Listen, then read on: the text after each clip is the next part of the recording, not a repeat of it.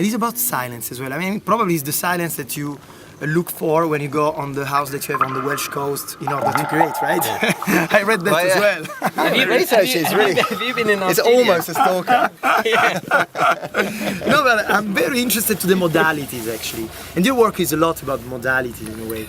And no, I'm very interested. Plus, I would say about your work that when someone lasts, there is a strong value. I mean, lasting is a value nowadays. You know, there are so many stars that, you know, they just cross the sky and go. You know what I mean? It's like, so lasting is a value. Lasting is a, and it's beautiful because it gives you coordinates. You know, for the people that sail in the dark of the night, your stars give the coordinates of where you are. I think it's very important. No, I really like. Right now, so you say so? You know, yesterday I was saying the same to Rona Burulek. You know, I was saying that it takes time to show the big picture of what you want to do, and I think you're definitely making the picture big. But it also takes a long time for you to honestly find your way and decide. You know, I mean, we start with one thing, and you never know what's going to be the next thing.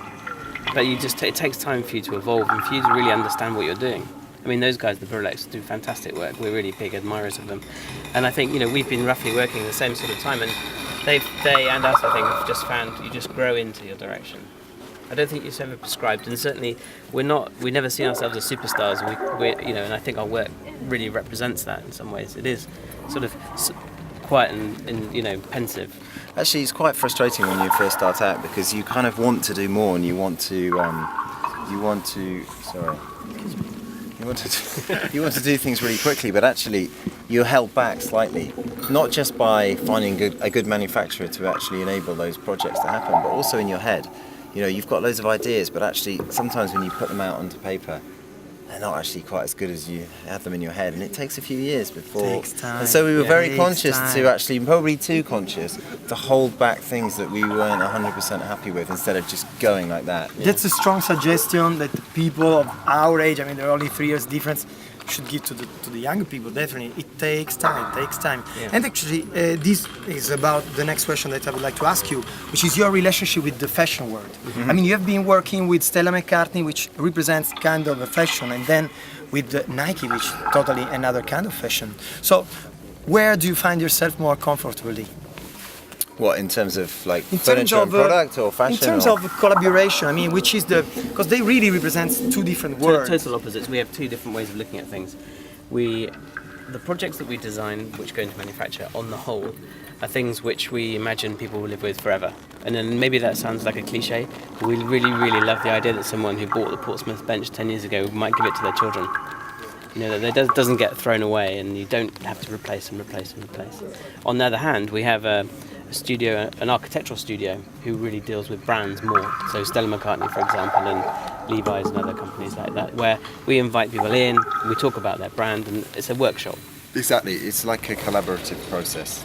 You know, it's not purely like when you see one of our pieces of furniture with Cappellini, it's us. It's purely Cappellini produces it and gives us the opportunity to make that piece, but he doesn't influence that piece. Whereas when we're working with Stella McCartney, it's a very, very strong collaboration. You know, she's got very strong ideas of what she wants. We've got very strong ideas. Are you dressed in Stella McCartney? No. No. Pants. You? No. Pants? Only the pants? Yeah, just pants. We only do pants.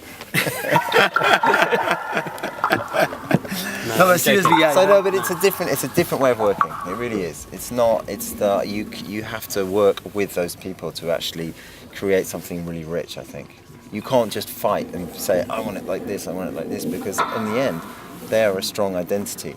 They're a strong personality, and in some cases there is already a strong brand. So you can't just ignore that and do your own thing. You have a good relation with her? Yeah. Yeah. We had dinner with her last night. Was it last night? No, before. Yeah. But you know, I think honestly we are happiest when we're working on things where we're just the authors and the manufacturer is the conduit to realising this, you know, the three-dimensional idea. And what about this Sony collaboration? Are you happy with it? I mean, this is the thing you're just showing now. Yeah, I mean, so what's your approach about this show? Try to synthesize this in a few words. We've been working with Sony for about just over 9 months, and the whole point of this show is to work with their sound technology and they're all evolving a few different types of technology. And one of the ones that we've really focused on, especially with these architects you see behind you, is this new solenoid technology where they have a little chip which they can embed inside material, so inside Corian, wood, acrylic, and that makes that surface resonate. So that's what's giving the sound.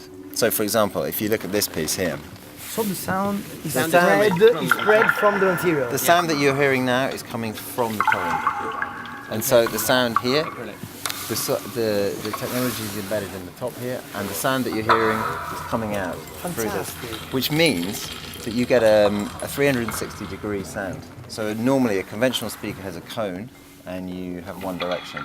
With this, you have 360 degrees. So, for example, if you combine it with lighting here over a dining table, you can have, I mean, this is abstracted for this installation, but you can have a light source in here with a shade and have perfectly amazing sound with good light source. I mean, if you play music through these, which we did when we were setting up the show, the sound quality is really unbelievable. It's phenomenal. But that, I mean, the starting point for this exhibition was not to show finished product, not to do a product launch, not to do room sets, but to design something which felt like a laboratory, something which is just full of experimentation. Evolving. Yeah, exactly. Because otherwise, who wants to see another speaker finished, go and buy it, no, forget it, it's boring. So we want to show things in process.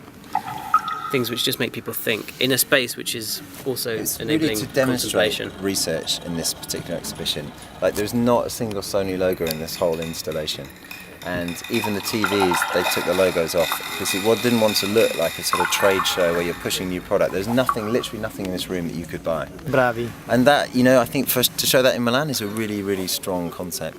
Absolutely. And also we stripped any colour. We didn't want any single colour in this room at all, not even on the screens where we're showing the content. So we wanted to strip away any fashion, any styling, any colour, so it's all about the research, about the technology. Yeah, then people can make their own mind up. Beautiful. I would say that this is the perfect conclusion of this interview because this is so much Barber and Osgerby. It's really perfect. It's really perfect. Guys, Thank you very much. You're very good. Very good. Very good. I'm happy to be your friend. Thank you very much. For a drink. Thanks. Thank you very much. Cheers. Cheers. Ok, facciamo un po' di generali ed è bella questa, bellissima. Cool. Good research, man. I'm impressed. Yeah, well done. I already knew much about your work, but you know, I believe that to make an interview you really have to. Yeah. That's great, thank you very much. No, but really, I really appreciate your work, guys. I really do, and I really, when I say that lasting is a value, I definitely think so. You know, this kind of market always wants new blood, but then there is no time to mature in a way, you know, to evolve. Yeah. Said, for example, even this work shows that it takes time to research. You know, it takes even a peaceful environment to research. Yeah, you're absolutely right. There was in Intramuros, which probably shouldn't mention for this, but Intramuros, when they did a piece about us, they called it slow design. Which is a beautiful which we really liked, because I mean, some people thought maybe that was like an insult, but we were like, no, that's perfect. That's perfect. It's exactly Perfect. right. It's long design. Have you had a go on that thing over there? No. It's got my shape. It's got a near field speaker.